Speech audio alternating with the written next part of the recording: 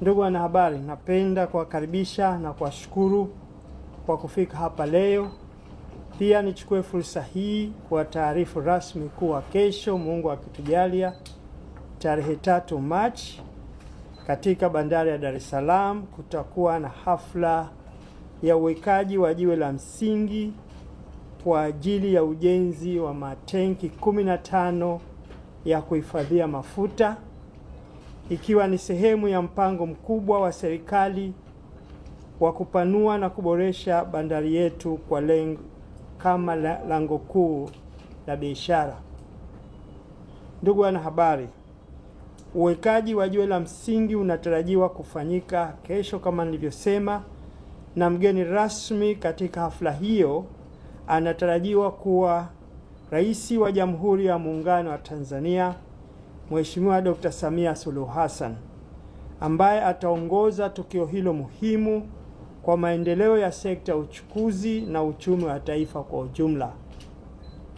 Ujenzi wa matenki hayo unaonesha dhamira ya kweli ya serikali ya awamu ya 6 katika kuimarisha miundombinu ya kimkakati hapa nchini.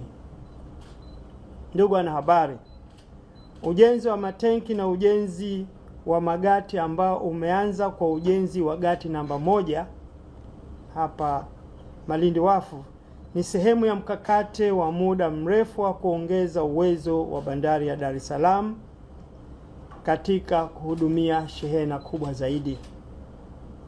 Kila gati litalojengwa litakuwa na urefu wa mita 5 na uwezo wa kupokea meli 2 kwa wakati mmoja zenye ukubwa wa takriban tani 50,000.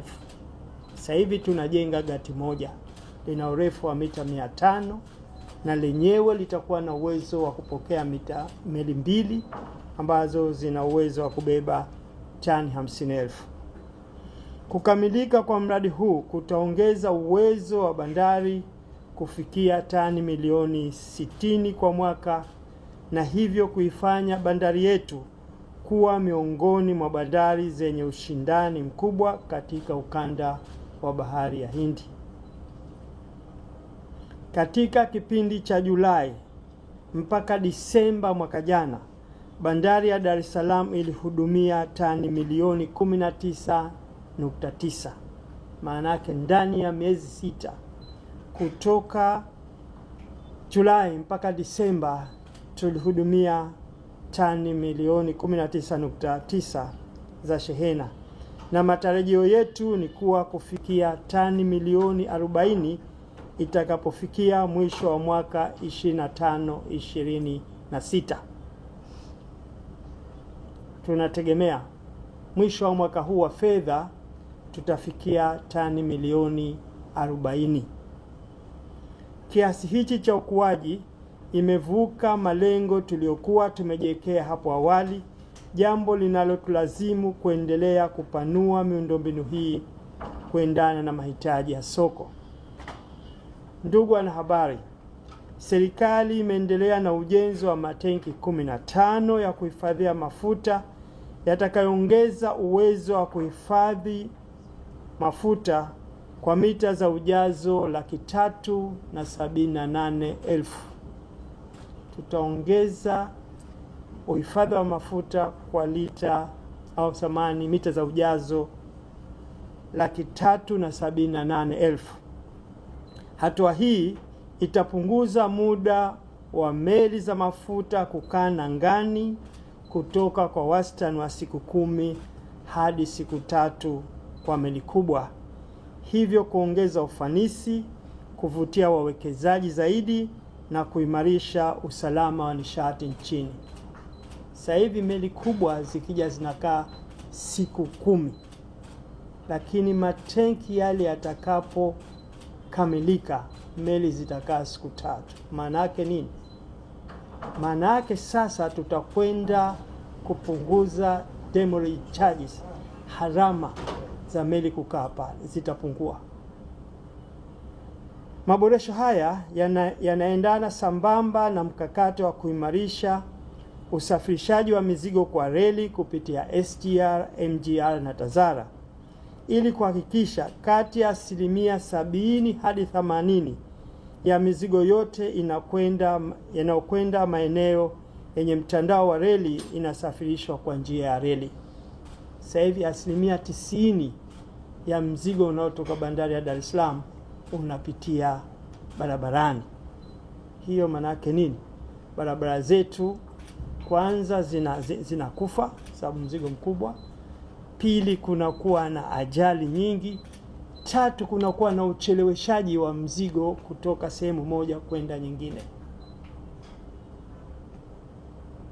Kwanza kabisa, barabara zetu zinakufa. Pili, ajali nyote mmeshuhudia, magari yakiwa mengi barabarani, ajali ni nyingi. Na tatu, hata ucheleweshaji wa mzigo kwenda kwa wateja unakuwa mkubwa, na msongamano overall Dar es Salaam unakuwa mkubwa. Ninyi nyote mmeshuhudia, mnakaa hapo. Nasimama hapo. Lakini mzigo ukipita kwenye treni hizo MGR, SGR na Tazara, hali itakuwa tofauti. Ndugu wanahabari, sekta ya uchukuzi imeendelea kuwa mhimili muhimu wa uchumi wa taifa kwa kuchangia zaidi ya 40% ya mapato ya serikali kupitia kodi ya forodha, pamoja na kuingiza wastani wa dola za Kimarekani bilioni 2.48 kwa mwaka kama fedha kigeni kutokana na huduma za uchukuzi kwa nchi za jirani. Contribution ya sekta ya uchukuzi ni takriban bilioni 2.48 dola za Kimarekani. Aidha, sekta hii imezalisha ajira zaidi ya milioni 3 hususan katika sekta ndogo ya bandari. Ndugu wanahabari, natumia fursa hii kuwasisitiza wadau wote wa sekta ya uchukuzi kiwemo wa TPA wa bandari, TASAC, TRC, wawekezaji binafsi na wamiliki wa malori kuendelea kushirikiana na serikali katika kuwekeza kwenye miundombinu ya kisasa na vifaa vya usafirishaji ili kuongeza kasi ya uondoshaji wa mizigo bandarini na kuongeza ushindani kwa taifa letu. Kwa ujumla, hafla ya kesho tarehe 3 Machi itafanyika eneo la Mnadani, Kigamboni. Itakuwa hatua muhimu katika utekelezaji wa maono ya serikali ya awamu ya 6 ya kuifanyia bandari ya Dar es Salaam kuwa lango kuu la biashara la kikanda na kimataifa. Yote haya tunayofanya ni kuleta maendeleo ya Watanzania.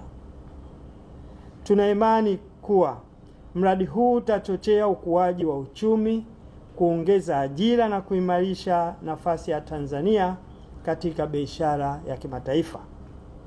Hivyo, ninatumia fursa hii kuwakaribisha wanahabari, nyinyi wenyewe na wadau wote wa usafirishaji nchini, wananchi wote wa mkoa wa Dar es Salaam na viunga vyake na wale wa mikoa jirani kushiriki katika tukio hili kubwa la kihistoria na muhimu kwa nchi yetu.